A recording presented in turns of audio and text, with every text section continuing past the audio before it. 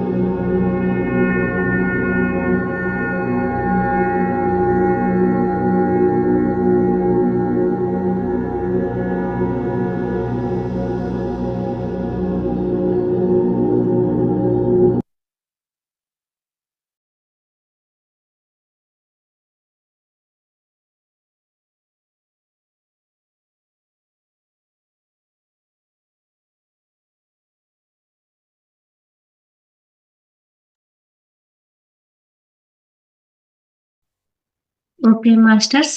నెమ్మదిగా 2 చేతులు విడదీసి 2 కళ్ళ మీద పెట్టుకుందాము. 5, 4, 3, 2, 1. నెమ్మదిగా 2 చేతులు తీసి 2 కళ్ళను తెరుస్తూ చక్కటి చిరునవ్వుతో మన 2 అరచేతులను చూసుకుందాం మాస్టర్స్. ఇంతసేపు ఎంతో చక్కటి ధ్యానాన్ని చేసుకున్నాము. ఈ ధ్యానాన్ని మనకు అందించినటువంటి బ్రహ్మర్షి పత్రిజీ గారికి, ఈ జూమ్ సెషన్ మనకు అందించినటువంటి రంగనాథ్ సార్‌కు ధన్యవాదాలు తెలియజేసుకుందాం మాస్టర్స్. అందరూ కూడా వీడియోస్ ఆన్ చేసుకోండి మాస్టర్స్. మనకు మెడిటేషన్ అయిపోయింది కదా! ఇప్పుడు క్లాస్ స్టార్ట్ అవుతుంది. అందరూ కూడా వీడియోస్ ఆన్ చేసుకోండి.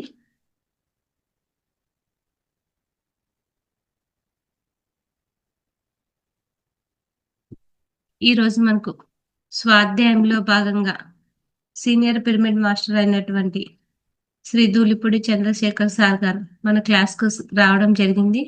సార్ వచ్చిన ప్రతిసారి కూడా మనకు మంచి మంచి సబ్జెక్ట్ అందిస్తున్నారు. ఈరోజు కూడా శబ్దం, శ్వాస వేదం అనే అంశాన్ని మనకు దాని మీద జ్ఞానాన్ని అందించడానికి సార్ మన జూమ్ సెషన్‌కి రావడం అయింది మాస్టర్స్. అందరూ కూడా సార్‌కి వెల్కమ్ చెప్దాము.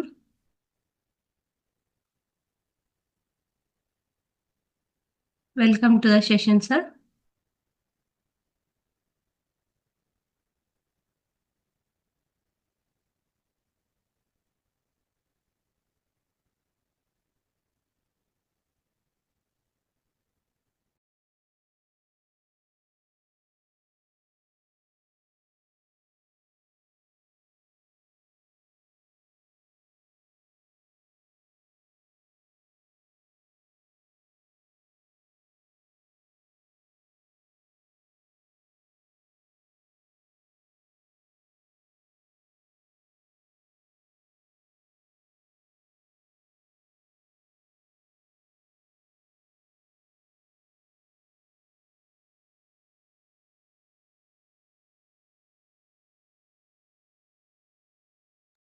అందరూ కూడా మీ పక్కన ఉంచుకున్న మంచినీళ్ళని తాగండి మాస్టర్స్.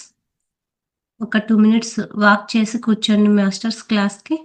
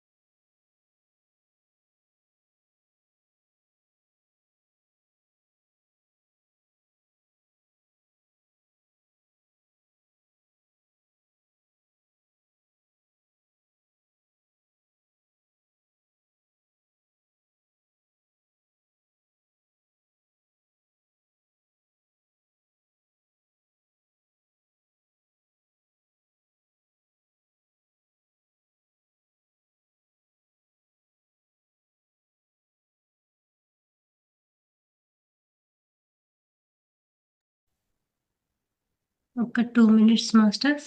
సార్ జాయిన్ అయ్యారు. వస్తున్నారు.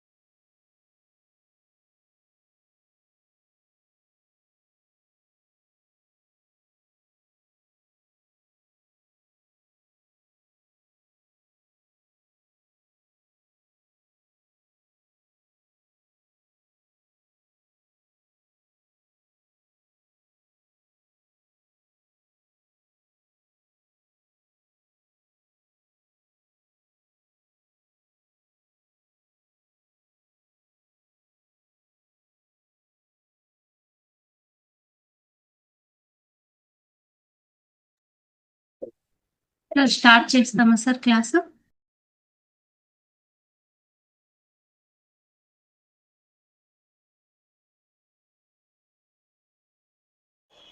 Okay.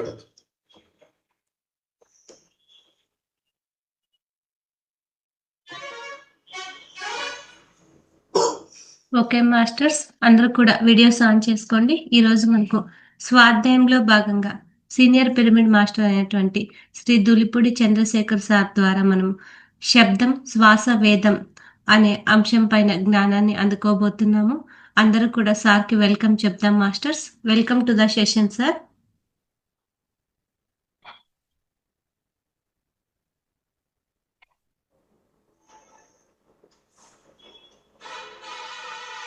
Welcome to the session sir. Thank you madam. అందరికీ శుభోదయం అండి.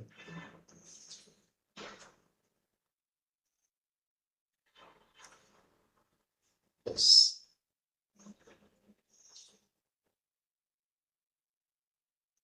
ఫ్రెండ్స్, మరి గత కొన్ని రోజులుగా మనం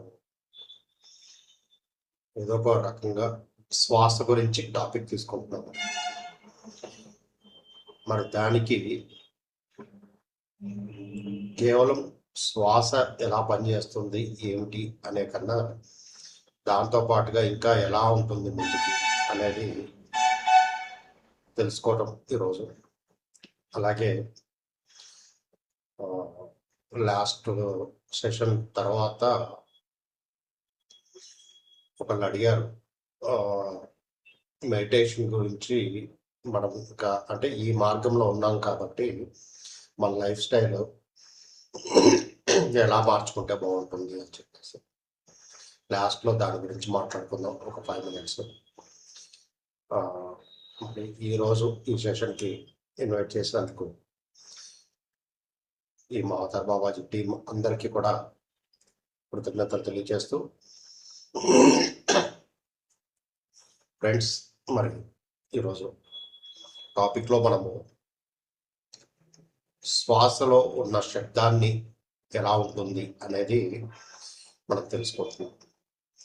చాలామందికి ఏంటంటే చెప్తూ ఉంటారు కానీ ప్రాక్టికల్గా ఎవరు పట్టించుకోరు పెద్దగా. మరి ఇది ఎప్పుడైనా కానీ వినటం వేరు, తెలుసుకోవటం వేరు, ఆచరణ పెట్టడం వేరు. ఆచరణ లేనప్పుడు మనం ఎన్ని రోజులు చేసినా ఏది చేసినా కానీ ఉపయోగం ఉండదు. అందరిలో మనం కూడా ఒకలాగా ఉంటాం అంతే. అట్లా కాకుండా ఎప్పుడు కూడా మనతో మనం కలిసి ఉండటానికి ఎంతగా మనము ప్రయత్నం చేస్తే అంత అద్భుతంగా ఉంటుంది. ప్రపంచంలో అన్నిటితోటి ఉంటున్నాము.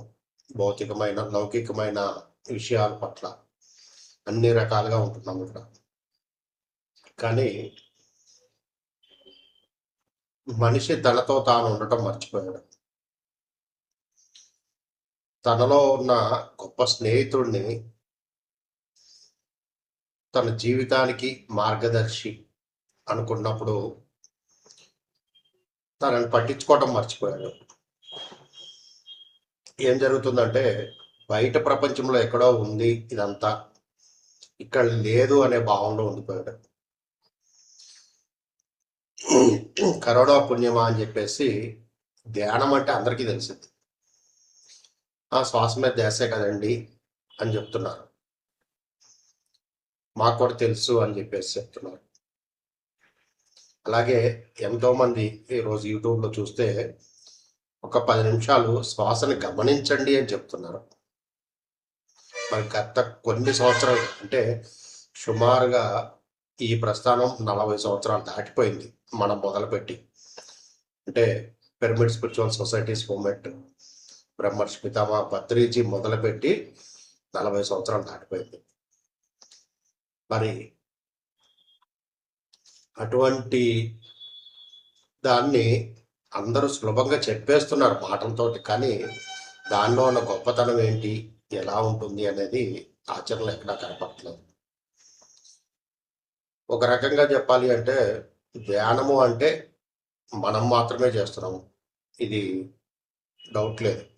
అంటే యోగుల తర్వాత ఎవరైనా భూమి మీద గంటలు గంటల తరబడి ధ్యానం చేస్తున్నారు ఎవరన్నా అంటే అది మనం మాత్రమే చేస్తున్నాము. అది జన్మతా మనకి ఇన్కార్నేషన్ తోటి వచ్చిన అదృష్టంగా భావించవచ్చు. దానికి తగినట్టుగా ఇక్కడ మనకి గురువులు లభించటం, ఆ జ్ఞానాన్ని మనం పొందటం. కానీ ఇది పొందటం వరకే ఆగిపోతే అక్కడ ఆగిపోతాం. What next? ఎవరైనా పిల్లలు చదువుతున్నప్పుడు 10th అయిపోయినాక లేకపోతే ఇంటర్ అయిపోయినాకో వాట్ నెక్స్ట్ అని చెప్పేసి అంటారు.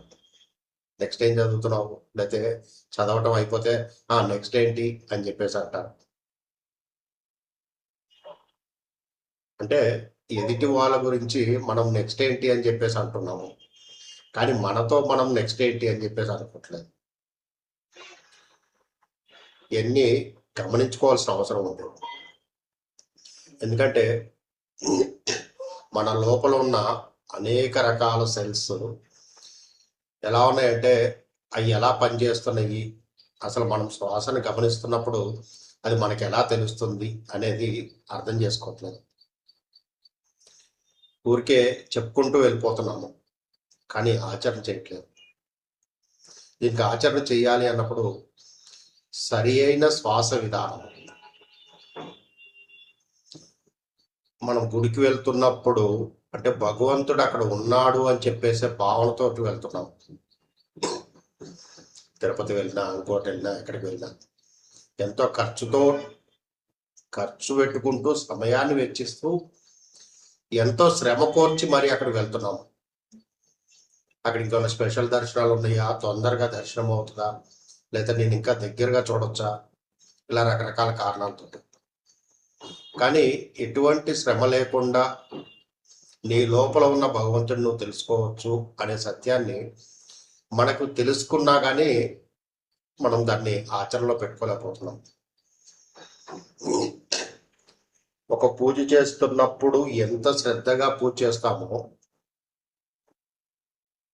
ఒక నామ సంకీర్తన చేస్తున్నప్పుడు తన్మయత్వంతో ఎంతగా శ్రద్ధగా చేస్తామో,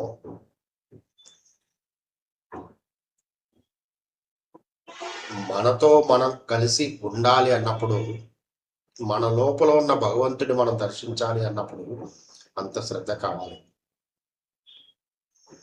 తప్పించాలి. దానికోసమే చనిపోవాలనిపించాలి. ఈ భూమి మీద ఏదన్నా గొప్పది ఉంది అంటే అదే. దాన్ని నేను ప్రతి క్షణము దానితో రమించాలి అనే ఆలోచన మనం చేయాలి. ఇవన్నీ చేయలేనప్పుడు ఏమవుతామంటే క్యాజువల్గా వెళ్ళిపోతూ ఉంటుంది. 10 నిమిషాలు, అరగంట, లేకపోతే తెల్లవారుజామున పాపం లేచి మనము కష్టపడి కూర్చుంటున్నాము. అది ఇష్టంతో చేస్తున్నామా, కష్టంతో చేస్తున్నామా అనేది ఎవరికి వాళ్ళకి తెలియాలి. కానీ ఇష్టంతో చేసినప్పుడు కష్టం అనిపించదట. అందులో బ్రాహ్మీ ముహూర్తంలో చేసే ఏ కార్యక్రమం అయినా కానీ 100% విజయాన్ని ఇస్తుంది, మనకి దాని ప్రతిఫలాన్ని ఇస్తుంది. అటువంటిది ఇక్కడ మనని అద్భుతంగా మనల్ని తీర్చిదిద్దుకోవడానికి చేస్తున్న గొప్ప పని ఏదన్నా ఉంది అంటే మనతో మనం కలిసి ఉండటమే. అందుకనే యోగులు చెప్తారు, ఆయుర్వేదము, మన శాస్త్రాలు అన్నీ కూడా తెల్లవారుజామున చెయ్యండి, లెగండి అని చెప్పేసి. అది తెల్లవారుజామున అంటే ఎప్పుడు అని అనుకోవచ్చు. మామూలుగా అయితే 45 నిమిషాల ముందు అని చెప్తాం, సూర్యోదయానికి 45 నిమిషాల ముందు అని. కానీ మానస సరోవరం వెళ్ళిన వాళ్ళకి అర్థమవుతుంది తెల్లవారుజామున అంటే ఏంటో. ఎందుకంటే దాదాపుగా 1 గంట తర్వాతే, 1 గంట 2 గంటల నుంచి 5 గంటల లోపల అక్కడ ఉన్న మానస సరోవరము, ఆ జలంలో, ఆ సరోవరం ఏదైతే ఉందో దానిలో నక్షత్ర రూపాలలో అక్కడ స్నానం చేస్తూ ఉంటారు దేవతలందరూ వచ్చి. దాంట్లో మునిగేసి వెళ్ళిపోతూ ఉంటారు. అది ఒక యోగులు కనపడవచ్చు వాళ్ళ దివ్య దృష్టితోటి, మనకి కనపడవచ్చు, లేకపోతే లేదు. కానీ చాలా మంది దాన్ని షూట్ చేశారు, కెమెరాల్లో బంధించారు ఆ సత్యాన్ని. ఇవన్నీ వాస్తవాలు, ఏదో మనం చెప్పుకుంటుంది కాదు, ఇది వాస్తవాలు. ఇవన్నీ అంటే ఇంత గొప్ప స్థితి మనకు జరుగుతుంది.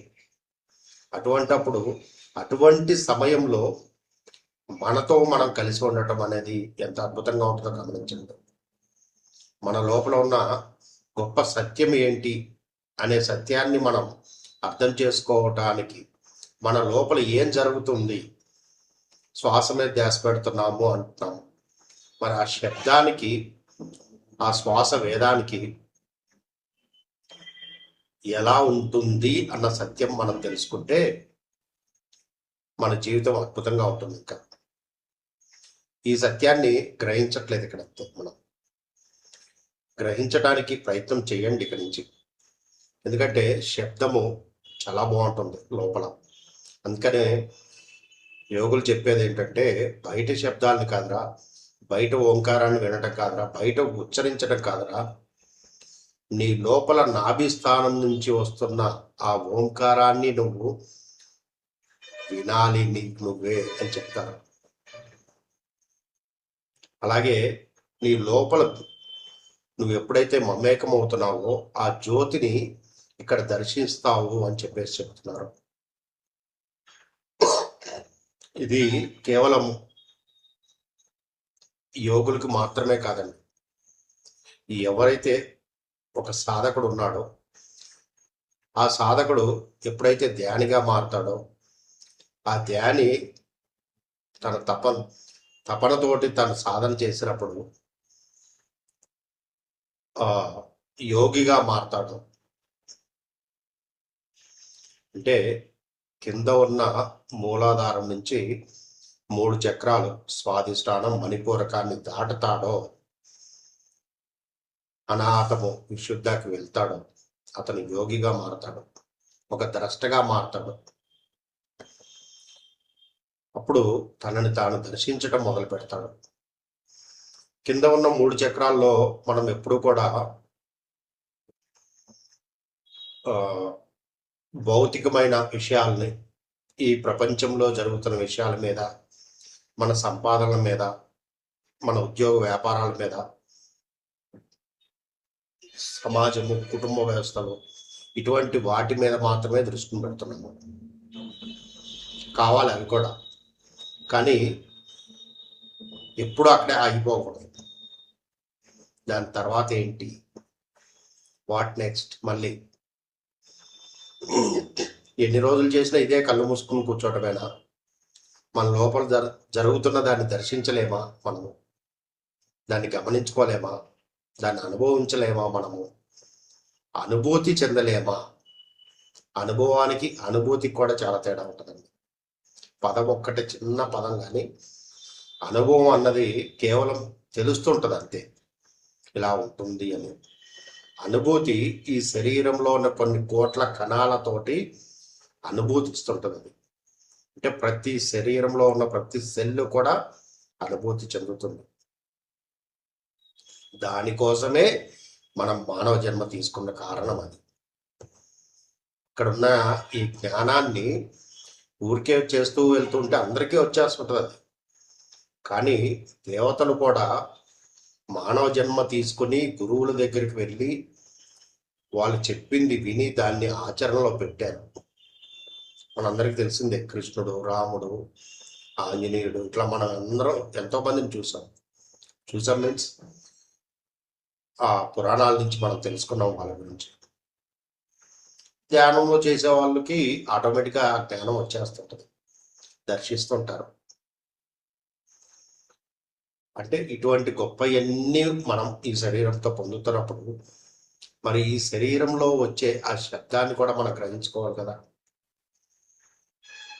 ఆ శబ్దాన్ని గ్రహించుకోవటమే ఈ ప్రపంచంలో ఉన్న అనంతమైన శక్తి ఏదన్నా ఉంది అంటే ఓంకారం. ఓంకారం నుంచి ధ్వని పుట్టింది. ఓంకారం ఎక్కడి నుంచి వచ్చిందో తెలుసా? బ్రహ్మదేవుడి నాభి స్థానం నుంచి ఓంకారం పుట్టింది. ఇవన్నీ నేను ఏదో చెప్పలేదు మీకు, పురాణాల్లో ఉన్న విషయాన్ని మీకు తెలియజేస్తున్నాను. బ్రహ్మదేవుడి యొక్క నాభి స్థానం నుంచి ఓంకారం పుడుతుంది. అంటే ఆ ఓంకారం, అందుకనే నాభి స్థానంలో ఓంకారం వినాలి అనే కారణం అది. ఆ శబ్దం నుంచే మనకి ఇవన్నీ కూడా లభించాయి.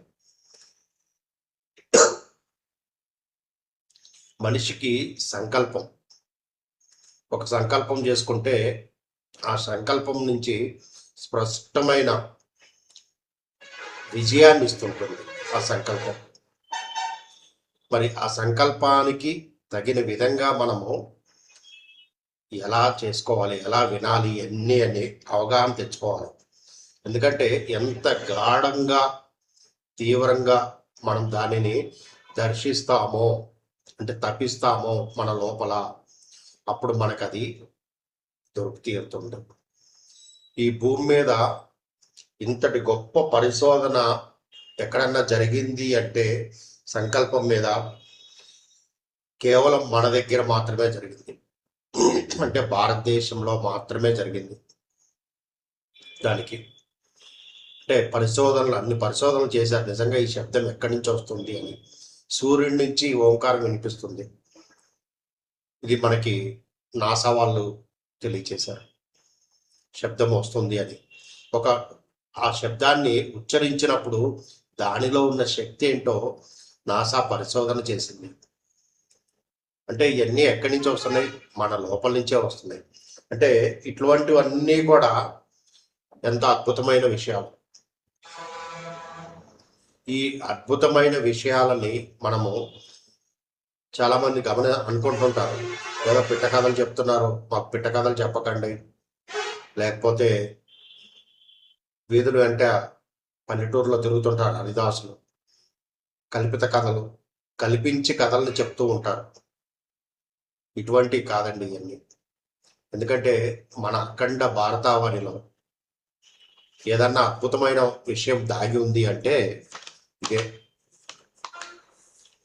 ఎందుకంటే మన దగ్గర ఉన్న అద్భుతమైన విషయం రామాయణము, మహాభారతము, భాగవతము, 4 వేదాలు, ఇవన్నీ కూడా మనకి తెలిసినవి అయ్యండి.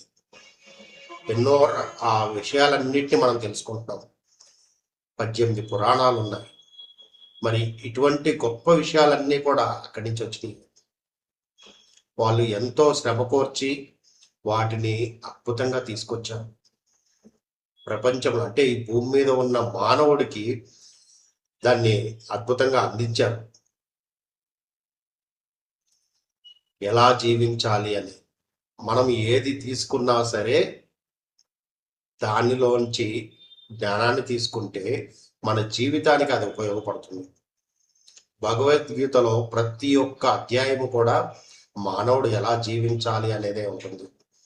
ఎలా జీవిస్తే అతను అద్భుతంగా జీవిస్తాడు, ఈ భూమి మీదకి వచ్చిన పనిని అద్భుతంగా సాకారం చేసుకుంటాడు అని చెప్పేసి ఉంటుంది. ఆయుర్వేదం ఉంటుంది, మన వేదాలు చెప్తున్నాయి. హనుమాన్ చాలీసా ఎంతో మంది చదువుతారు. శనివారం వచ్చిందంటే హనుమాన్ చాలీసా, మంగళవారం వచ్చిందంటే హనుమాన్ చాలీసా చదువుతారు గుడికి వెళ్ళి. హనుమాన్ చాలీసాని 40 రోజులు పారాయణ చేస్తే హనుమాన్ చాలీసాలోంచి వ్యక్తిత్వ వికాసము, పర్సనాలిటీ డెవలప్మెంట్ అనేది ఉద్భవిస్తుంది. ఆంజనేయుడి యొక్క ఆ హనుమాన్ చాలీసా నుంచి అద్భుతమైన విషయాలను మనకు అందిస్తున్నారు. అంటే ఇవన్నీ కూడా మనకి ఎక్కడో లేవండి, ఇవన్నీ కూడా మన లోపలే ఉన్నాయి. ఇటువంటి గొప్ప విషయాలనే మనము మన సాధన ద్వారా తెలుసుకుంటున్నాము. దీన్ని మొన్న గమనించుకున్నా నేను. ఎందుకంటే మనకి ఎంతో సులభంగా వస్తుంది జ్ఞానం. చాలా సింపుల్గా తీసుకొచ్చి మన చేతిలో పెట్టేశారు పత్రికారు. శ్వాస మీద ధ్యాస అని చెప్పేసి ఒక అనామకుడు, అంటే ఏమీ తెలియని వాడి దగ్గర నుంచి ఒక పెద్దవాడి వరకు, మనం అనుకునేవాడు పెద్దవాళ్ళ వరకు ప్రతి గడపకి ఆ జ్ఞానాన్ని అందించేశారు సింపుల్గా. మరి ఇటువంటి గొప్ప జ్ఞానము ఎక్కడి నుంచి వస్తుంది? ఆ వచ్చిన జ్ఞానం మన పురాణాల నుంచి వచ్చినాయే కదా, మన వేదాల నుంచి వచ్చినాయే కదా. ఇవన్నీ ఎక్కడున్నాయి అంటే లాహిర్ మాసాయి ఒక మాట చెప్తారు, బయట ఎక్కడో వెతక్కండిరా, అవన్నీ కూడా నీ లోపలే ఉన్నాయి, అక్కడ వెతుకు అని చెప్పేసి చెప్తారు. అవన్నీ నువ్వు అక్కడ వెతికినప్పుడు నీకు అవి లభిస్తుంది, ఆ జ్ఞానము లభిస్తుంది అని. ఎలా వెతకాలి స్వామి అని చెప్పి శిష్యుడు అడుగుతాడు. అంటే ఎప్పుడైతే ఆయన క్రియాయోగం చేశారో, మా అవతార బాబాజీ నుంచి వచ్చిన క్రియాయోగాన్ని ఆచరించారు ఆయన. నువ్వు క్రియని చేసినప్పుడు నీకు ఏ జ్ఞానం కావాలో ఆ జ్ఞానాన్ని, అంటే ఒక రామాయణం గురించి నువ్వు తెలుసుకోవాలి అనుకున్నప్పుడు ఆ రాముడు ఎవరైతే దాన్ని రచించారో ఆ రామాయణాన్ని, వారిని ఆహ్వానించుకో, వారికి నమస్కారం చేసుకో, ఆ జ్ఞానాన్ని నాకు కావాలి, అది తెలుసుకోవాలనుకుంటున్నాను అని చెప్పేసి వారిని ప్రార్థించు అని చెప్తారు. ఆ సంకల్పాన్ని వారికి ఇవ్వు అంటారు. నువ్వు ఇచ్చినప్పుడు నువ్వు ఆ క్రియ చేసే టైంలో నీకు ఆ జ్ఞానాన్ని వాళ్ళు అలవోకగా అందిస్తారు. నువ్వు దానికోసం ఏమీ చేయాల్సిన అవసరం లేదు అని చెప్పేసి చెప్తారు. ఎందుకంటే ప్రతిరోజు రాత్రిపూట ఆయన భగవద్గీత తెలియచేసేవాళ్ళు ఆ శిష్యులకి. ఆయన ఎప్పుడు ఏ గ్రంథాన్ని చదివిన దాఖలాలు కనపడలేదు అక్కడ వాళ్ళకి. మరి ఇటువంటి జ్ఞానాన్ని మీరు ఎలా అందిస్తున్నారంటే ఈ విధంగా చెప్తారనమాట. బూజు పట్టిన పుస్తకాల్లో ఏమీ లేవురా గ్రంథాల్లో, ఆ జ్ఞానం అంతా నీ దగ్గరే ఉంది. ఈ శరీర మాధ్యమంగా ఆ జ్ఞానాన్ని నువ్వు పొందగలవు అని చెప్తారు. ఖచ్చితంగా అండి, మీరు ఏదైతే నిజంగా తెలుసుకోవాలనుకుంటున్నారో మనస్సు పెట్టి మనసులో సంకల్పం చేసి దాన్ని గాఢంగా ఎప్పుడైతే ప్రార్థిస్తావో ఆ శబ్దంతో, అంటే అది బయటికి వెళ్తుందా లేకపోతే నీ లోపలే దాన్ని తీవ్రమైన గాఢంగా దాన్ని స్ఫురణ చేసుకుంటావా అనేది ఇక్కడ ఆధారపడి ఉంటుంది. అది ఎప్పుడైతే నువ్వు స్ఫురణ చేసుకుంటావో అంత గాఢంగా ఆటోమేటిక్గా నీకు అది మేనిఫెస్ట్ అవుతుంది, అద్భుతంగా అందుతుంది. అది ఖచ్చితంగా అది నీకు వచ్చేస్తుంది అనమాట. అది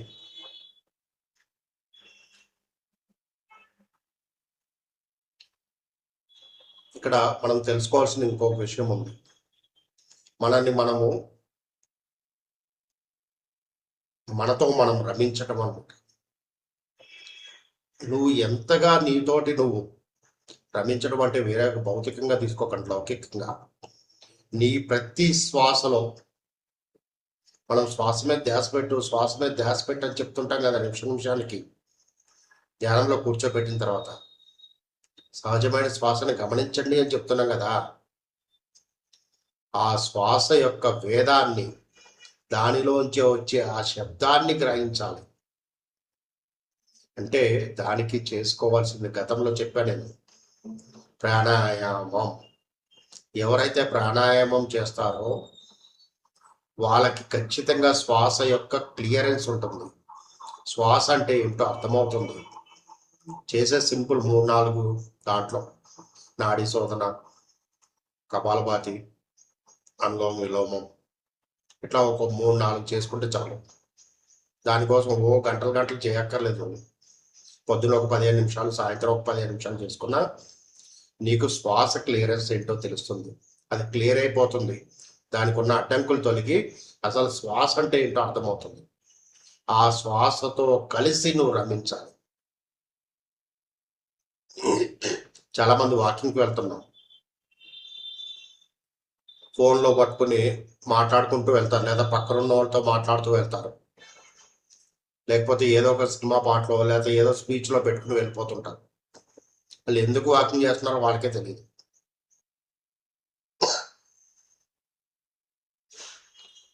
ప్రతి అడుగు కూడా భూతత్వంతో కలిసి, పంచభూతాల్లో భూమి కూడా మనకు ఒకటి, ఆ భూతత్వంతో కలిసి ఒక్కొక్క అడుగులో ఒక్కొక్క శ్వాసని గమనించుకుంటూ నువ్వు ఆ వాకింగ్ చేస్తే, నడకని ప్రారంభిస్తే అప్పుడు తెలుస్తుంది దాని యొక్క గొప్పతనం ఏంటో, ఈ శరీరంలో జరిగే మార్పులు ఏంటో తెలుస్తుంది.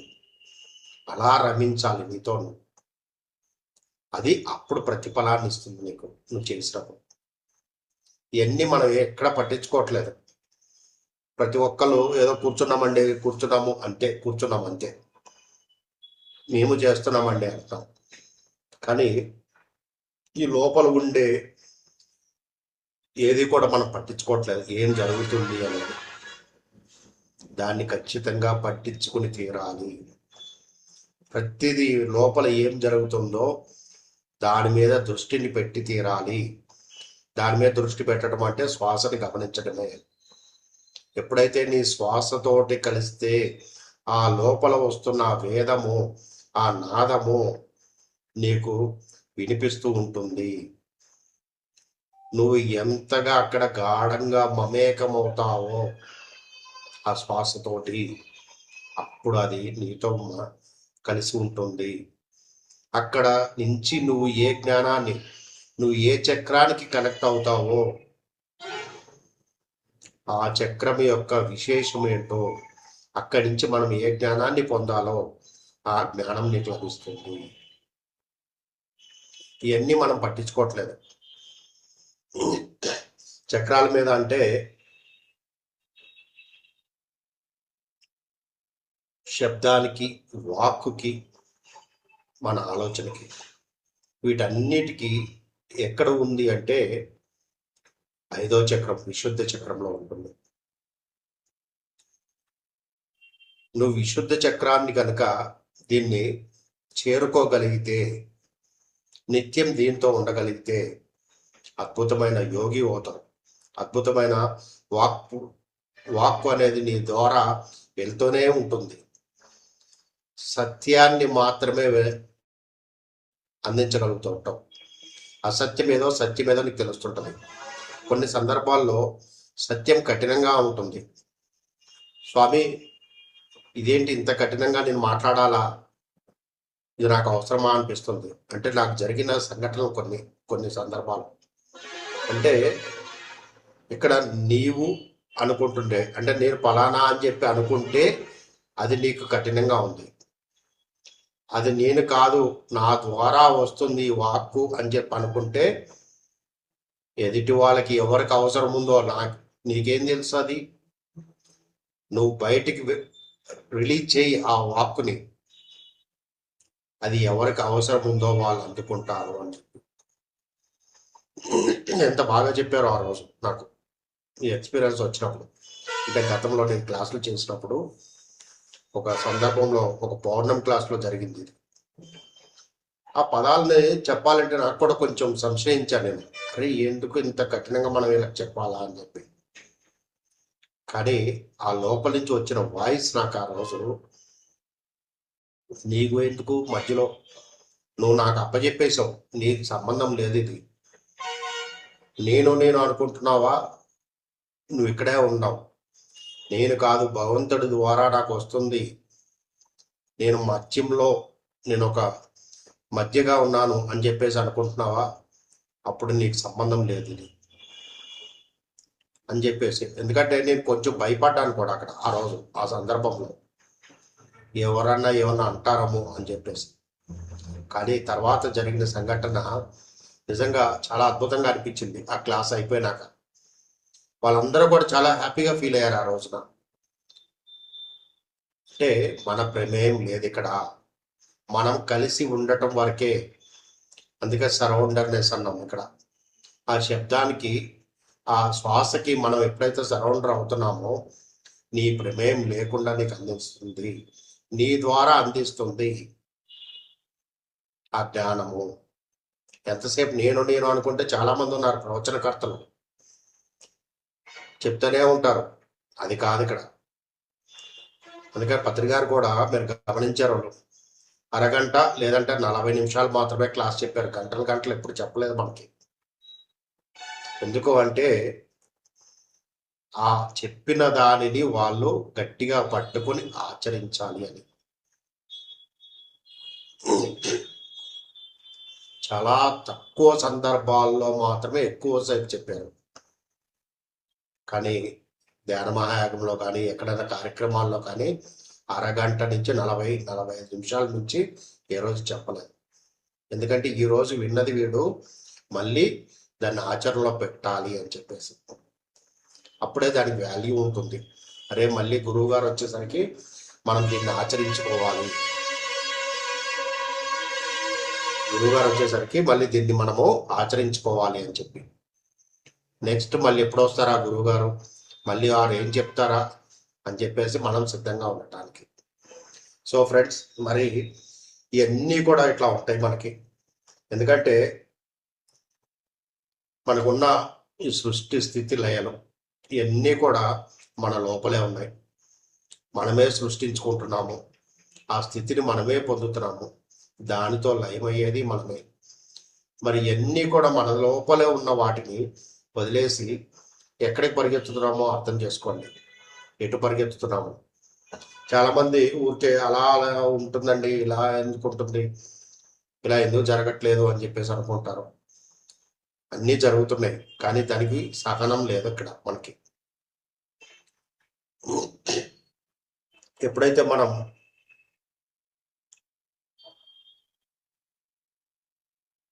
మన లోపలే అమృతం ఉంది అని చెప్పేసి అనుకుంటామో, మనం అమృత పుత్రులము అని చెప్పేసి మనం అనుకుంటామో, అవన్నీ మనకు లభిస్తాయి. అవి ఎప్పుడైతే మనం అనుకోవట్లేదో, భావించట్లేదో, అప్పుడు మనకి ఇవన్నీ ఏమీ లభించవు. ఇవన్నీ మనకు లభించాలి అంటే మనతో మనం ఒక 3 విషయాలు తెలుసుకుందాం ఇక్కడ. నేను ఇది మొన్న రాసుకున్నాను ఈ 3 విషయాలు. తనను తాను మరిచిపోవడం, తనని తాను మరిచిపోవటం. ఎలా అంటే ఆ మాయలోంచి, ఎప్పుడు మనం మాయలోనే బతుకుతున్నాము. ఆ మాయలో ఉన్నంత కాలము అలాగే ఉండిపోతాం. ఆ మాయ నుంచి విడిపడాలి. తనని తాను మరిచిపోయి ఆ మాయలోంచి బయటికి రావాలి. రెండోది, తన లోపల తాను వెతుక్కోవటం. తన లోపల ఎక్కడా కూడా తనని తాను వెతుక్కోవట్లేదు. అంటే మనం ఇందాక చెప్పుకున్నట్టుగా విచారణ చేసుకోవట్లేదు. అంటే నేనేంటి, నేను ఎందుకు వచ్చాను, ఎందుకు జన్మ తీసుకున్నాను, ఏం తెలుసుకోవాలి, ఏమి సాధించాలి ఈ భూమి మీద, ఎటువంటి దాన్ని పొందాలి అనే విచారణ చేసుకోవట్లేదు ఇక్కడ. ఆ విచారణ ఎప్పుడైతే చేసుకుంటావో నీవేంటో నీకు అర్థమవుతుంది. ఆ అర్థం చేసుకోవటంలో మనం వెనకబడిపోతున్నామేమో గమనించుకోండి ఒకసారి. దాన్నే తత్వ విచారణ అంటారు. అది మీరు ఎంత బాగా చేసుకోగలిగితే అంత బాగా ఉంటుంది. ఎలా చేసుకోవాలి? ఒక లాంగ్ బ్రీత్ తీసుకోండి. ఎడమ వైపు నుంచి చంద్రనాడి నుంచి ఒక లాంగ్ బ్రీత్ తీసుకోండి. తీసుకుని ఒక 5-6 సార్లు తీసుకున్న తర్వాత ముందు మీ శ్వాస క్రమబద్ధీకరిస్తుంది, అంటే నార్మల్ స్థితికి వస్తుంది. అప్పుడు మళ్ళీ తీసుకోండి. తీసుకుని ఈ ప్రశ్నను వేసుకోండి. నేను ఈ ప్రశ్నను సంధిస్తున్నాను, నాకు జవాబు కావాలి. నేనేంటి అసలు, ఏదో అందరిలాగా పుట్టాను, పెరిగాను, సంసారంలోకి వచ్చాను, మళ్ళీ బాధ్యతలు, ఉద్యోగము, వ్యాపారము, డబ్బు సంపాదించడము, లేకపోతే ఆస్తులను కూడబెట్టుకోవడం, దీనికోసమే వచ్చానా నేను, ఇంకా దేనికి లేదా, నాకు ఇంకా జీవితం అంటూ ఏం లేదా అని చెప్పి ఇక్కడ గమనించుకోవాలి ఒక విషయాన్ని. పుట్టినప్పుడు తల్లిదండ్రుల ఇదిలో ఉన్నాము, ఆ స్థితి దాటాము, పాఠశాలకు వెళ్ళాము, చదువుకున్నాము. అక్కడ భౌతికంగా ఉన్న విషయాల కన్నా నువ్వు ఎలా జీవించాలి, ఎలా ఉద్యోగం చేసుకోవాలి, ఎలా డబ్బులు సంపాదించాలి, ఇవే మనకు తెలుసుకున్నాం. మనము తెలుసుకున్నప్పుడు అక్కడి నుంచి బయటకు వచ్చాము, పెళ్ళి, పిల్లలు, సంసారము ఒకటి ఏర్పడింది. ఇంతకాలం మనం తల్లిదండ్రుల కోసం చూసాము, అయిపోయింది. ఇక్కడికి వచ్చేసరికి ఇంకో బాధ్యత వచ్చింది. భార్య, తనని బాగా చూసుకోవాలి, తన కోసం నేను బాగా చెయ్యాలి. లేదా భార్య అనుకుంటది, నా భర్త నేను బాగా చూసుకోవాలి అని చెప్పేసి. తర్వాత పిల్లలు, బాధ్యతలు పెరిగినాయి. అరే నా పిల్లల్ని నేను బాగా చూసుకోవాలి, బాగా చదివించాలి, నాకన్నా బాగా ప్రయోజకులు చేయాలి, వాళ్ళు బాగా సంపాదించాలి, మంచి పేరు తెచ్చుకోవాలి. ఇలా అంటే ఇక్కడ భార్య అయిపోయింది, భర్త అయిపోయారు, పిల్లలు వచ్చారు. వాళ్ళ బాధ్యతలు మళ్ళీ తర్వాత వాళ్ళకి బాధ్యతలు వచ్చినాయి. వాళ్ళ బాధ్యతలు వచ్చినప్పుడన్నా మీరు తప్పించుకున్నారా? తప్పించుకోవట్లేదు. మళ్ళీ వాళ్ళకి సేవ చేయడానికి, వాళ్ళ పిల్లలకి సేవ చేయడానికి మళ్ళీ మీరు సిద్ధపడుతున్నారు ఇక్కడ. అంటే బాధ్యత కదండి, చెయ్యాలి కదా మనం అంటారు. ఎక్కడి వరకు నీ బాధ్యత? బాధ్యత బాధ్యత బాధ్యత అనుకుని నువ్వు ఎక్కడి వరకు వెళ్తున్నావు? మరి నిన్ను నువ్వు ఎప్పుడు తెలుసుకుంటావు? ఇక్కడ విచారణ చేయాలి. ఇన్ని రోజులు తల్లిదండ్రులు అయిపోయారు, వాళ్ళు మన జీవితంలో ఇంకా ఉన్నారు, జరుగుతున్నారు. ఓకే, తల్లిదండ్రులు మనకు జన్మనిచ్చారు, బాధ్యత.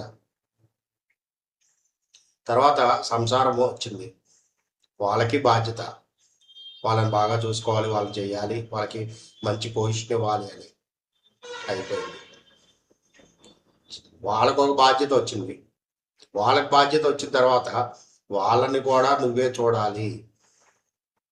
వాళ్ళకి సరిగ్గా సంపాదిస్తున్నారో లేదో, వాళ్ళు సరిగ్గా ఆ వచ్చిన డబ్బుల్ని ఏమన్నా వేస్ట్ చేస్తున్నారా, ఏం చేస్తున్నారు, అసలు ఏం సంపాదిస్తున్నారు, ఎక్కడ సరిపోతుంది వాళ్ళు సంపాదించేది అసలు, వాళ్ళ వెనకాల వేసుకోవటానికి దాచుకోవటానికి వెళ్ళేది వాళ్ళకి, లేకపోతే రేపొద్దున వాళ్ళ పిల్లలు వస్తే మళ్ళీ ఆ పిల్లల్ని చూడటానికి మళ్ళీ మీరు బయలుదేరుతారు. ఇన్ని బంధాలలో కాలచక్రంలో తిరుగుతున్నారే, మరి మిమ్మల్ని మీరు ఎప్పుడు విచారణ చేసుకుంటారు? వయసు అయిపోయింది, 50 దాటి 60 దాటి, శరీరం సహకరిస్తుందో లేదో తెలియదు. మరి ఏ రోజున మీరు మిమ్మల్ని మీరు విచారణ చేసుకుంటారు? గట్టిగా ప్రశ్నించుకోండి. ఇదేనా నా జీవితం అని చెప్పి అడగండి, నీ శ్వాసను అడగండి. నా జీవితం ఏంటో నాకు చూపించండి, నేనేం చెయ్యాలో నాకు అటువైపు ప్రయాణం చేసేలాగా నన్ను దారి చూపించండి, నాకు ఆ దారిలో నడవటానికి నాకు అవకాశం కల్పించండి అని చెప్పి ఆ ప్రశ్న మీరు వేసుకోనంత కాలము ఒక సామాన్యుడుగానే ఉంటారు, సామాన్యుడుగానే వెళ్ళిపోతారు. అంటే సామాన్యుడు అంటే ఏదో గొప్పోడు అయిపోయి ఏదో అయిపోతారని కాదు ఇక్కడ.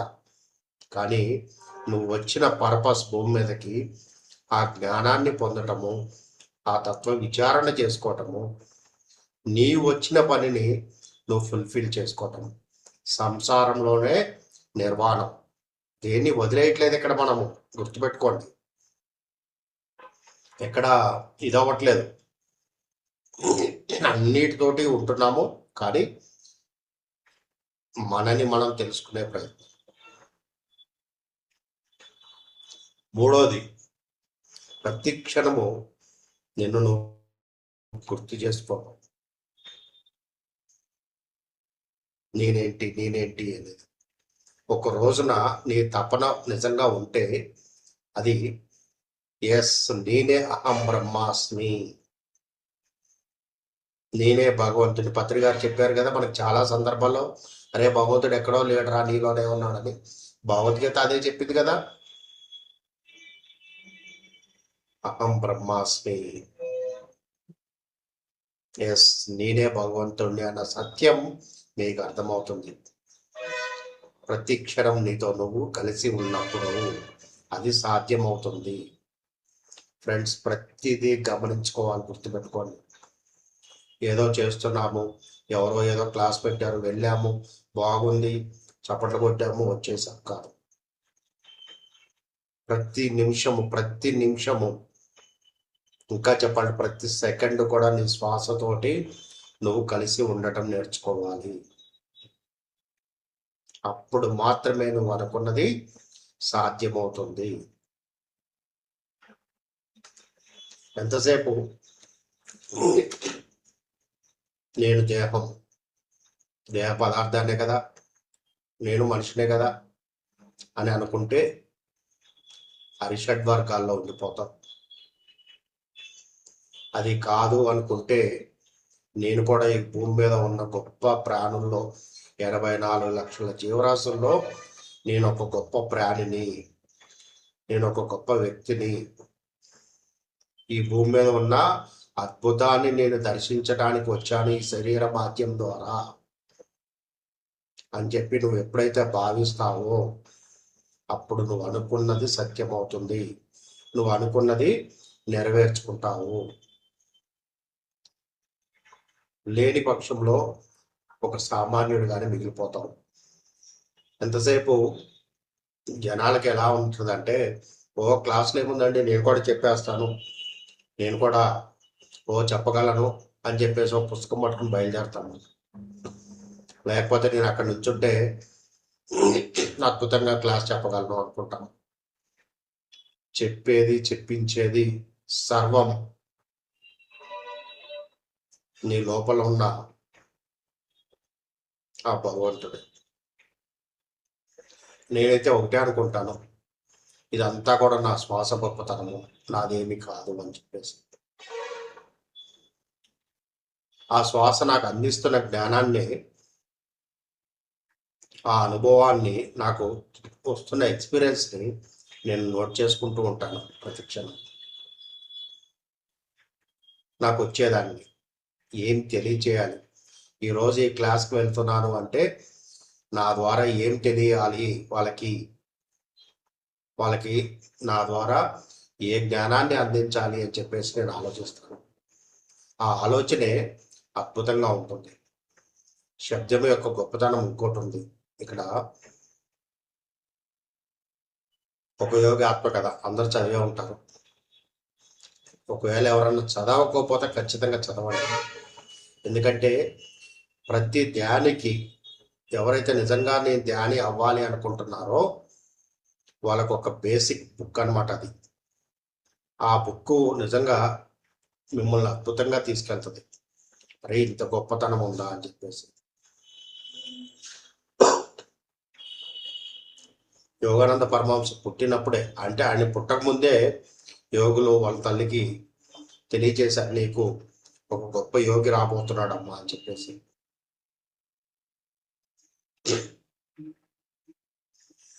వారు చిన్నతనంలో ఉన్నప్పుడు వాళ్ళ అక్క ఆయన ఒక చెట్టు కింద కూర్చుంటారు ఇంటి ముందు.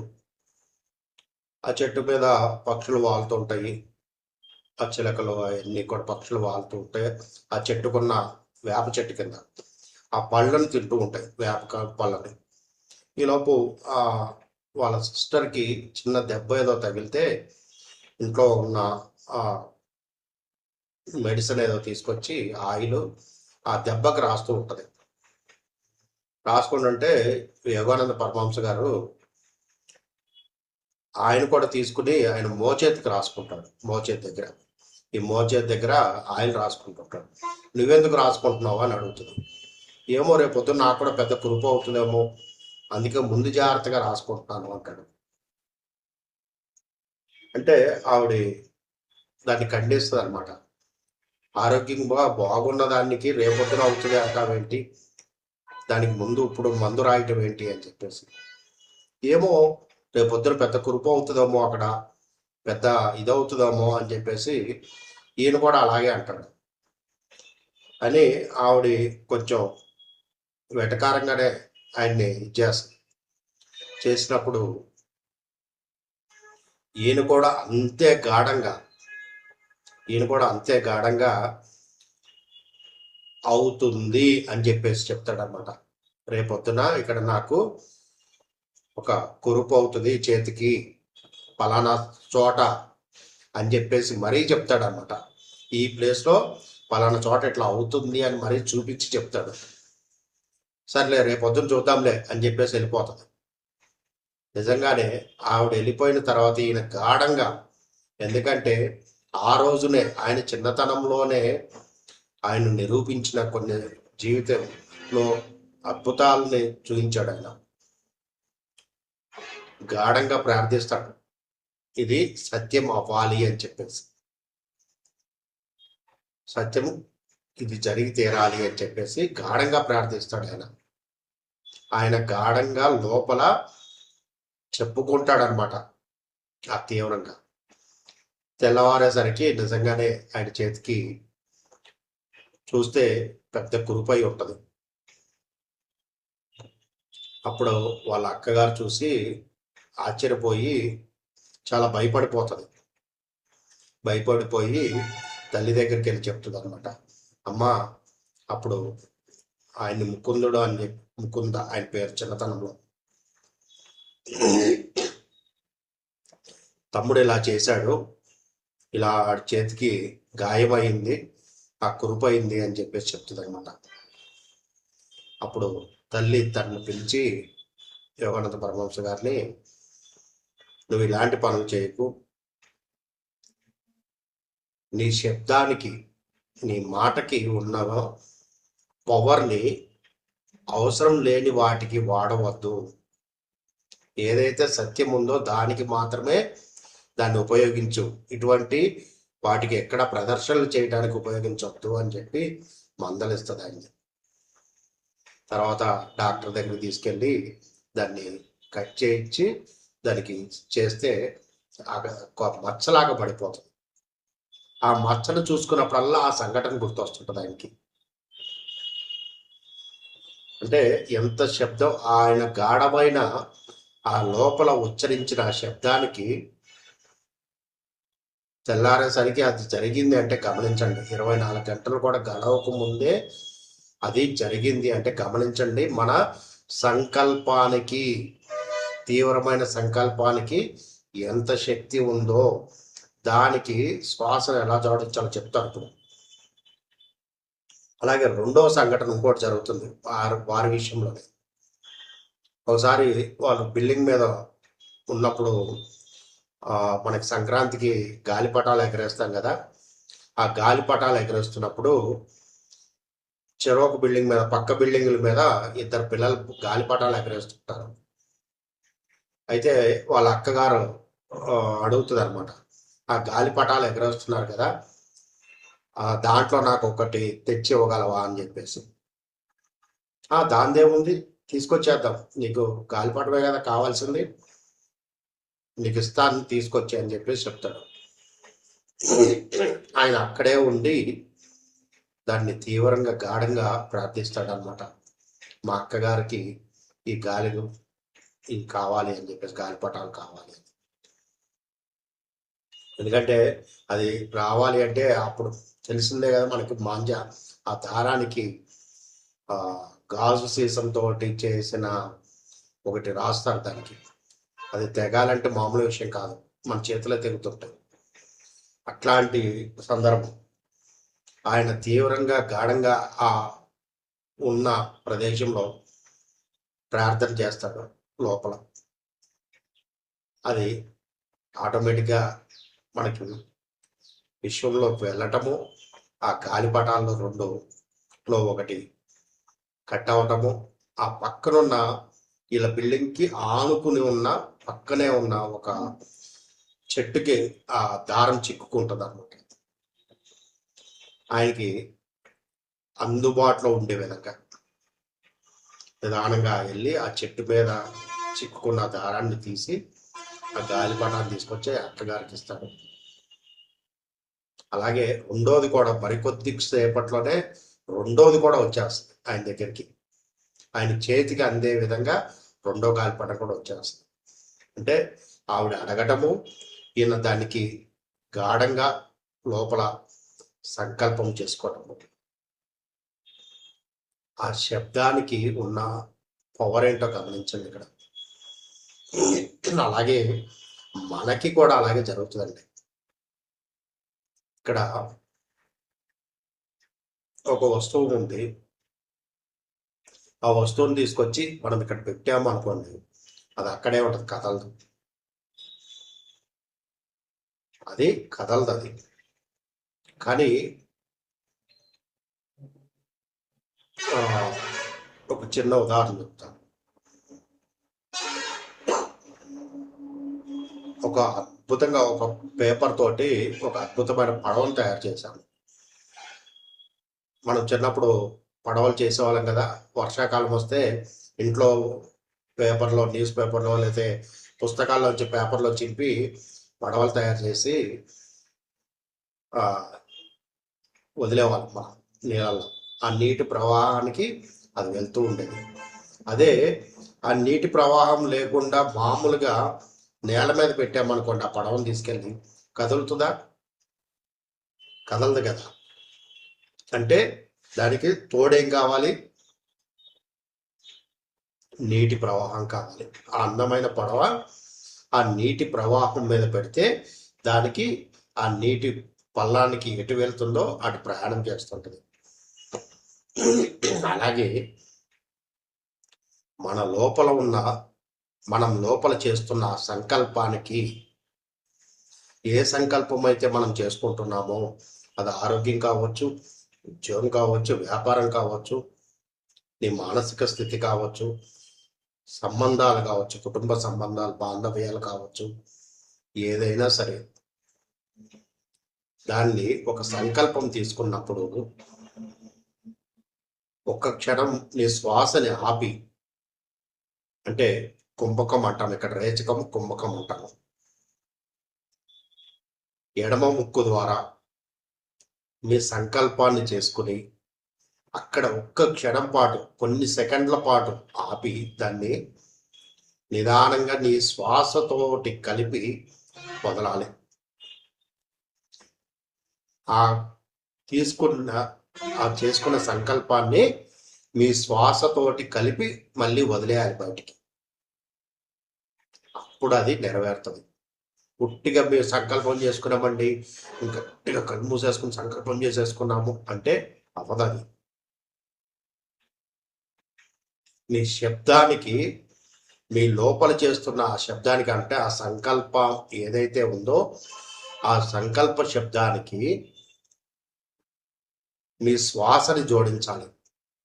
ఎందుకు జోడించాలి అంటే ప్రాణశక్తి ఇక్కడ భౌతికంగా చూసినప్పుడు ఆక్సిజన్, ఇది అంటే బయట నుంచి తీసుకుంటున్నప్పుడు ఇది ఆక్సిజన్, కానీ లోపలికి వెళ్తున్నప్పుడు ప్రాణశక్తిగా మారుతుంది మనకి. ఆ ప్రాణశక్తి ఎలా ఉంది? ఈ శరీరంలో ఉండే ప్రతి అవయవానికి వెళ్తుంది. ఎస్, ప్రతి అవయవానికి, ఈ శరీరంలో ఉండే ప్రతి అవయవానికి వెళ్తుంది. మరి వెళ్తుంది కాబట్టి అంటే ప్రయాణం చేస్తుంది శ్వాస. ఒక దగ్గర లేదు కదా. ఆ ప్రవాహానికి మనం ఆ సంకల్పాన్ని జోడించాలి. తీవ్రంగా, చాలా గాఢంగా. దాని పరిణామాలు అంటే ఆ సంకల్పం నెరవేరిన తర్వాత పరిణామాలు ఎలా ఉంటాయి, మీరు ఎలా ఆనందిస్తారు, దాన్ని ఎలా అనుభూతి చెందుతున్నారు, ప్రతిదీ దానికి తీసుకెళ్ళి, ఆ సంకల్పాన్ని తీసుకెళ్ళి జోడించాలి. జోడించి ఆ సంకల్పాన్ని ఆ శ్వాసకి జోడించి అప్పుడు మీరు ప్రశాంతంగా కూర్చున్నప్పుడు మీకు ఆ చేసుకున్న సంకల్పాన్ని బట్టి రేపా ఎల్లుండా ఎప్పుడు అనేది మీ తీవ్రతను బట్టి ఉంటుందని. ఊరికే నేను సంకల్పం చేసేసుకున్నా అండి ఏమీ అవ్వట్లేదండి అంటే అవ్వదు. పుట్టిగా బియ్యం పోసేసి కుక్కర్లో పెట్టేస్తే అవుతుందా? గిన్నెలో పెడితే స్టవ్ వెలిగిచ్చేసి దాంట్లో నీళ్లు సరిపడా నీళ్లు పోయాలి. అప్పుడే అది మనం తినటానికి పనికొచ్చే విధంగా తయారవుతుంది. అలాగే ఇక్కడ కూడా ఆ గాఢమైన సంకల్పం ఏదైతే చేసుకుంటున్నారో దాన్ని ఆ శ్వాస వేదానికి, ఆ శ్వాసకి అప్పచెప్పాలి మీరు. అది దానితో కలిసి ప్రయాణం చేస్తుంది. అప్పుడు అది నెరవేరుతుంది. చాలా గొప్ప జ్ఞానం అండి శ్వాస వేదం. మీరు శ్వాసని సరిగ్గా గమనించుకుంటే దాంట్లో వచ్చే ప్రతిదీ క్షుణ్ణంగా పిన్ పిన్ అనుకుంటాం కదా, అలా మీరు వినగలుగుతారు, అనుభూతి చెందగలుగుతారు ఈ శరీర మాధ్యం ద్వారా. కాబట్టి ప్రతిదీ కూడా అద్భుతమే, మీరు నెరవేర్చుకోవాలంతే మీరు. సో ఫ్రెండ్స్, మరి ఇంత సమయం కూడా అవుతుంది. గొప్ప అవకాశం ఇచ్చినందుకు, ఈరోజు ఈ శ్వాస శబ్దాన్ని మనం తెలుసుకున్నందుకు, శ్వాస వేదం నేను పెట్టుకున్న పేరు ఇది. శ్వాసకి వేదాన్ని అన్వయించుకున్నాను. ఈ శబ్దానికి దానికి ఏంటి రిలేషన్ అని చెప్పి గడిచిన 40 రోజులుగా నేను గమనించుకున్నాను. ఇది గమనించినప్పుడు నాకు కలిగిన అనుభవాల్ని నేను నోట్ చేసుకున్నాను. అన్నీ కూడా రాసుకోండి. మీరు కూడా మీకు ధ్యానంలో వచ్చినప్పుడు ఏమనిపిస్తుందో రాసుకోండి. మీకు రేపొద్దున ఉపయోగపడుతుంది అది ఏదో సందర్భంలో. ప్రతిదీ గమనించుకోండి, ప్రతిదీ రాసుకోండి, ప్రతి సందర్భంలోనూ ప్రశ్న వేసుకోండి, దాన్ని మీ శ్వాసకి అప్పచెప్పండి. దాని యొక్క ఫలితాలను ఖచ్చితంగా మీరు పొంది తీరుతారు మీ తపనను బట్టి. సో లాస్ట్ టైము క్లాస్లో మనకి అయిపోయిన తర్వాత ఒకళ్ళు నాకు మెసేజ్ చేశారు, సార్ మేము ఎలా ఉంటే బాగుంటుంది అని చెప్పేసి, ఎలా తెలుసుకుంటే బాగుంటుంది అని చెప్పేసి. మరి దానికోసం నేను దానికి ఒకటి తయారు చేసుకున్నాను. అంటే నా షెడ్యూల్ ప్రకారంగా నేను తయారు చేసుకున్నాను. ఇక్కడ నేను ఒక పని చేస్తాను, నేను దీన్ని మీకు పంపిస్తాను. నేను ఇది గ్రూప్లో షేర్ చేయండి మేడం. ఇది ఓకే సార్, అంటే షేర్ నేను చేస్తాను. జస్ట్ ఇది చక్కగా డిజైన్ చేసి మరీ తయారు చేసుకోవడానికి షెడ్యూల్ ఎలా ఉండాలి అది ఇక్కడ నేను మర్చిపోయాను. నేను సిస్టంలో పెట్టుకుందాం అనుకున్నాను, నేను మర్చిపోయాను దాన్ని. ఒక్క నిమిషం అండి.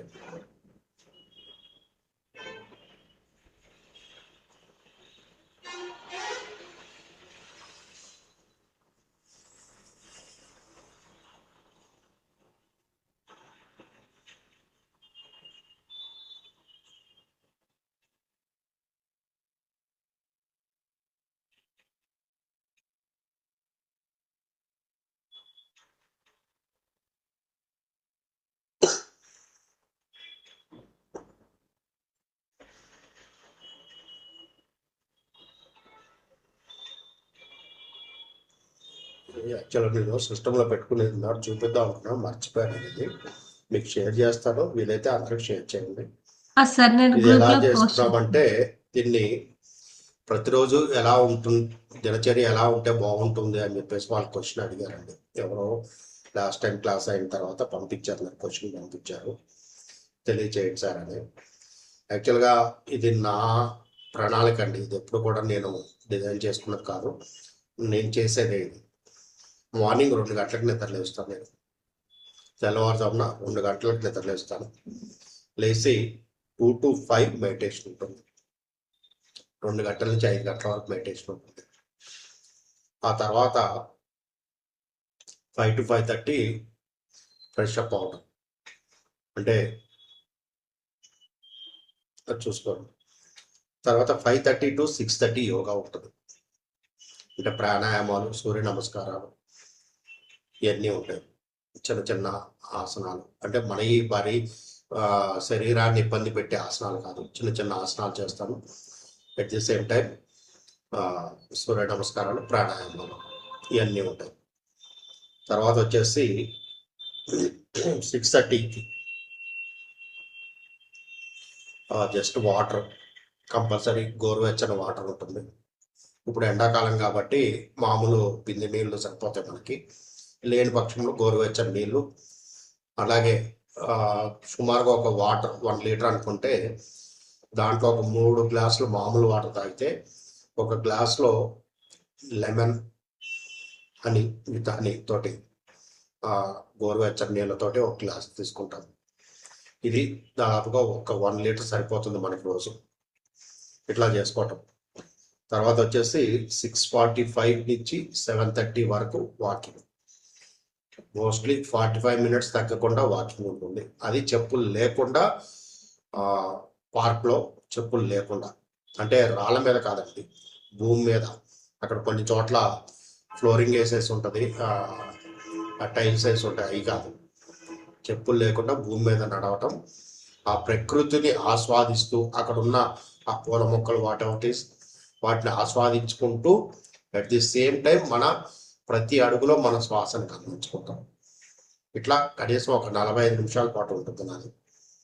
ఆ తర్వాత ఇంకా 8 తర్వాత రోజు డైలీ ప్రోగ్రామ్స్లోకి వెళ్ళిపోతాను. Up to 7 maximum. తర్వాత ఇంటికి వచ్చి మళ్ళీ ఫ్రెష్ అయ్యి 9కి లేదా 10కి ఖచ్చితంగా ఒక 1 అవర్ మెడిటేషన్ ఉంటుంది. 9 to 10 ఒక 1 అవర్ మెడిటేషన్ ఉంటుంది. మళ్ళీ ఓన్లీ శ్వాస మీద ధ్యాస, ఇంకేం లేదు. వీలైతే అవసరం అనుకుంటే మ్యూజిక్ పెట్టుకుంటారు, లేకపోతే ప్లెయిన్ వితౌట్ మ్యూజిక్ తోటి పెట్టుకుంటారు. తర్వాత 10 to 2 యోగ నిద్ర. యోగ నిద్రలో ఒక 2 నిమిషాలు చెప్తాను మీకు. కింద పడుకుంటే నేల మీద చాపేసుకొని వితౌట్ పిల్లోతో పడుకుని కనీసము ఒక హాఫ్ అన్ అవర్ నుంచి 40 మినిట్స్ కనుక మీ శరీరంతో మీరు మాట్లాడుకోగలిగితే, అంటే మనకి యోగాలో ఈ ఆసనాలన్నీ చేసినాక శవాసనం అంటారు, అందరికి తెలిసే ఉంటుంది. ఆ విధంగా పడుకోవటం, చేతులు రెండు ఆకాశం వైపు పెట్టుకుంటూ సైడ్లో పెట్టుకుని శరీరంతో మాట్లాడుకోవటం. తల భాగం నుంచి కాళ్ళ వరకు ప్రతి పార్ట్ మనకు తెలిసినవి ఉన్నాయి కదా భౌతికంగా, ప్రతి దానిని స్పర్శిస్తూ తలుచుకుంటూ దానికి కృతజ్ఞత తెలియజేసుకోవటం. నన్ను సంపూర్ణ ఆరోగ్యంగా ఉంచినందుకు, చక్కటి ఎనర్జీని ఇస్తున్నందుకు, నా రోజువారీ కార్యక్రమాల్లో నాకు ఎంతో ఉత్సాహాన్ని కల్పిస్తూ ఆరోగ్యంగా ఉంచినందుకు, ఇలా ప్రతి సందర్భంలో మీకు ఏది అనిపిస్తే అది అక్కడ శరీరంలో ఉండే ప్రతి అణువుకి, ప్రతి కణానికి, ఈ దేహ పదార్థంలో ఉండే మన తల దగ్గర నుంచి చెవుల దగ్గర నుంచి కళ్ళ దగ్గర నుంచి ప్రతి భాగానికి ఎప్పుడైతే మీరు కృతజ్ఞత తెలియజేసుకుంటూ దాన్ని విశ్రాంతి స్థితిలోకి తీసుకువెళ్తారో అది యోగ నిద్ర అవుతుంది. అట్లా చేసినాక ఒక హాఫ్ అన్ అవర్ 40 మినిట్స్ వరకు చేయవచ్చు. మీరు హ్యాపీగా ప్రాక్టీస్ చేస్తుంటే మీకు అలవాటు అవుతుంది. చేసిన తర్వాత మీరు పైన పడుకున్నా మీ ఇష్టం, ఎక్కడ పడుకున్నా ఇక అది ఓకే. ఖచ్చితంగా టెన్షన్గా మీరు ఏ టైం అయితే పెట్టుకున్నారో మళ్ళీ ఆ టైంకి మీరు లెక్కగలుగుతారు. కొన్ని రోజులు అలారం పెట్టుకుని మీరు ఇచ్చేసుకున్న తర్వాత అలారం లేకుండానే మీరు లెక్కగలుగుతారు ఆ టైంకి.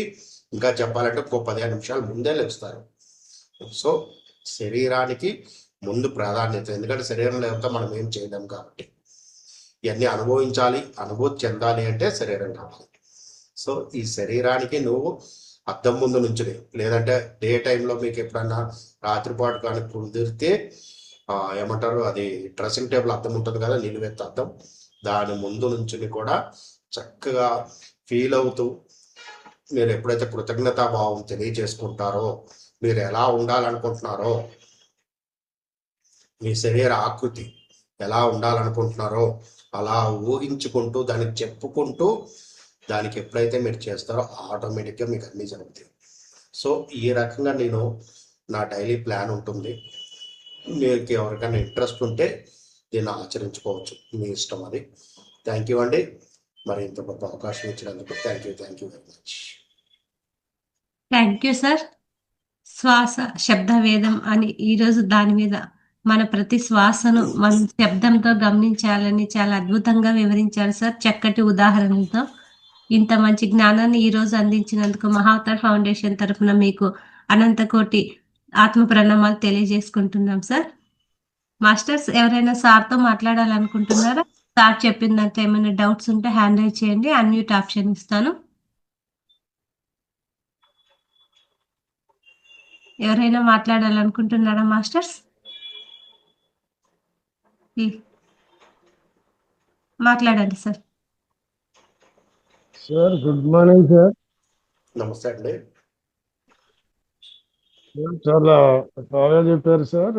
ఈ సంకల్పము ఎలా తీసుకోవాలి అనేది వాయిస్ ఎడమ ముక్కు ద్వారా శ్వాసతో అనుసంధానం చేస్తూ మీ సంకల్పాన్ని చెప్పుకోవాలి అనేది చాలా ఇప్పుడు క్లారిటీ వచ్చింది సార్. సంకల్పం ఇంతకుముందు అందరు సంకల్పం తీసుకోవాలి అంటే నాభి నుంచి తీసుకోవాలి అని చెప్పారు, కానీ ఈ శ్వాస ద్వారా మనం అనుకునేటువంటి ఆ సంకల్పాన్ని అనుసంధానం చేసి ఒక సెకండ్ ఆపి మళ్ళీ లోపలికి తీసుకొని మళ్ళీ దాన్ని బయటికి తీయాలి అనేది చాలా ఇప్పుడు ఒక క్లారిటీ అనేది వచ్చింది సార్. Thank you sir. చాలా ఇది స్వ అధ్యాయము అనబడదు సార్, స్వ అనుభవం. మీరు ఇది ఎంత అనుభవించినటువంటి ఏ బుక్లో చూసి తీసుకున్నటువంటి జ్ఞానం కాకుండా మీ అనుభవంతో వచ్చినటువంటి జ్ఞానము అంతకు మీకు హృదయపూర్వకంగా మహావతార్ ఫౌండేషన్ తరఫున ధన్యవాదాలు సార్. శతకోటి అభినందనలు sir. Thank you sir. Thank you. Thank you అండి. Thank you. విమల మేడం మాట్లాడండి మేడం. హలో, నమస్కారం అండి. నమస్తే అండి. వీడియో వీడియో వస్తుందా? నమస్కారం సార్. నమస్తే నమస్తే, చెప్పండి. ఇది విశుద్ధి చక్రం పైక మనము శ్వాస మీద ధ్యాస పెట్టాలి సార్? లేదండి, విశుద్ధ చక్రం అనేది శబ్దానికి సంబంధించింది, ఆకాశతత్వం. మీరు పెట్టాల్సింది శ్వాసని ఎప్పుడు ఎడమన్నాసంలో, ఎడమ ముక్కులో మీరు పెట్టాలి. ఎడమ ముక్కు ద్వారా మీరు శ్వాసను తీసుకుని అక్కడ కొద్ది క్షణాల పాటు దాన్ని నిలిపి మీ సంకల్పాన్ని చెప్పుకోవడం. సంకల్పం అన్నది 2 వాక్యాల్లో జస్ట్ అలా సింపుల్ గా పెట్టుకోవాలి. మీరు ఎంతసేపు చదువుతూ వెళ్తా నేను పెద్ద పారాగ్రాఫ్ రాస్తా అంటే కుదరదు. మీరు జస్ట్ ఏమనుకుంటున్నారో ముందుగా మీరు ప్రిపేర్ అయ్యి ఎడమ ముక్కు ద్వారా మీరు ఆ శ్వాసను తీసుకుంటూ సంకల్పాన్ని అక్కడ నివేదించాలి ఆ శ్వాసకి. తర్వాత నిదానంగా శ్వాసను వదిలినప్పుడు దాని ద్వారా ప్రయాణం చేస్తుంటది. అది 40 రోజులు చేయాలా సార్? అది మీ సమస్యను బట్టి ఉంటుంది మేడం. అది 2 రోజులు అవ్వచ్చు, 20 రోజులు పట్టచ్చు, 40 రోజులు పట్టచ్చు. మీరు చేసే సమయము, మీరు సంకల్పం 2 ఉంటాయి అక్కడ. అది బ్రహ్మముహూర్తం చేస్తే మంచిది సార్? ఎప్పుడైనా సాధన అన్నది బ్రహ్మముహూర్తం కరెక్ట్ మేడం. Okay sir. రాత్రిపూట 10 తర్వాత 12 తర్వాత మీరు ఎప్పుడు సంకల్పం చేసుకున్నా బాగానే ఉంటుంది. Okay sir. అంటే దానికి అంత స్థిర సుఖాసనం ఉండాలి. మీరు అంత ఇదిగా ఖచ్చితంగా దాని మీద దృష్టిని నిలపాలి. పూర్తి విశ్వాసం ఉండాలి దాని మీద. ఎందుకంటే మనల్ని నడిపిస్తున్నది శ్వాస. అవును. ఆ శ్వాస లేకపోతే ఏం లేదు అక్కడ. అంటే మీరు అంత విశ్వాసం అక్కడ ఉంచుకోవాలి దాని మీద. నాకు ప్రతిదీ నువ్వే అని చెప్పేసి నమ్మకం మీకు ఉండాలి అక్కడ. నేను అనుకున్నంత కాలం ఏది జరగదు మేడం. అవును సార్, అవును సార్, నిజమే. నాకు కావాల్సింది నీకేంటో తెలుసు, కానీ భౌతికంగా మనం అడుగుతున్నాం ఇక్కడ అంతే. అది అడుగుతున్నాం, ఆ సంకల్పం మనది అయితే ఖచ్చితంగా మనకు చేరుతుంది. నీకు ఆ సమయానికి ఏది కావాలో ఎప్పుడైనా యద్భావం తద్భవతి అంటారు. మనీ మేడం ఒక్కటి, యద్భావం తద్భవతి అంటారు. అంటే దాని అర్థం ఏంటండి? మనం ఏం తెలుసుకుంటామో అదే జరుగుతుంది. అంటే ఇక్కడ అది కాదండి, ఆల్రెడీ మీకు డిసైడ్ అయ్యి ఉంటది. అవునవును, మనము పుట్టక ముందే ప్రకృతిలో మీకు డిసైడ్ అయ్యి ఉంటది. అది ఏ రోజైతే మీకు చేరాలో ఆ రోజున మీరు దాన్ని తలుస్తూ ఉంటారు. మీ మనసు అరే ఇది కొనాలి, ఇది పలానా ఇల్లు కొనుక్కోవాలి, లేకపోతే నేను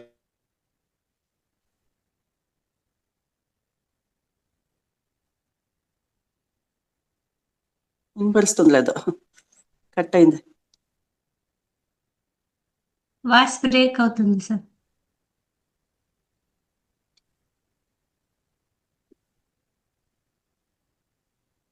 సిగ్నల్ ప్రాబ్లం ఏమో మేడం. నాకు వినపరుస్తుందిలే మేము. సార్ వాయిస్ బ్రేక్ అవుతుంది సార్.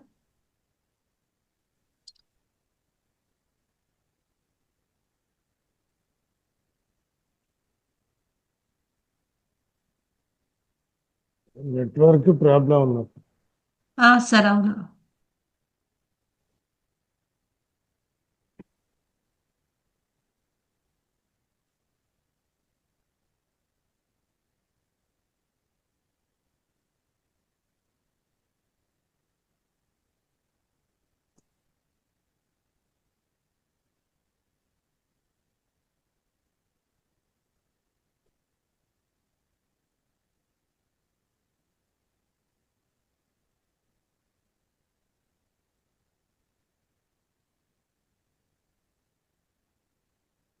ఒక 2 minutes చూద్దాం మాస్టర్.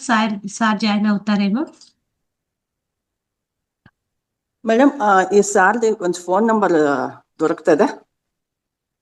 మేడం మీరు నాకు వాట్సాప్ లో హాయ్ అని మెసేజ్ పెట్టని నేను మీకు షేర్ చేస్తాను madam sir number. Okay madam.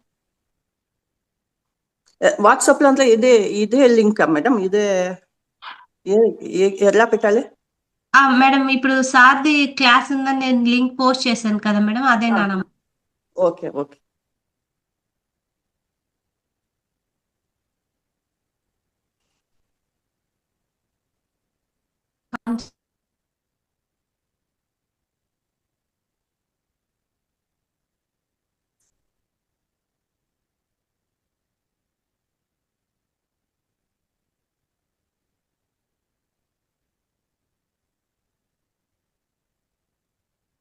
సార్కి కరెంట్ పోయిందంట, అందుకే సిగ్నల్ కట్ అయిపోయింది. మీకు నంబర్ షేర్ చేస్తాను మేడం, మీరు సార్తో మాట్లాడండి అయితే. Okay madam, thank okay you madam. Okay masters, తిరిగి రేపటి సెషన్లో కలుసుకుందాము. అంతవరకు సెలవు. ధన్యవాదాలు మాస్టర్స్.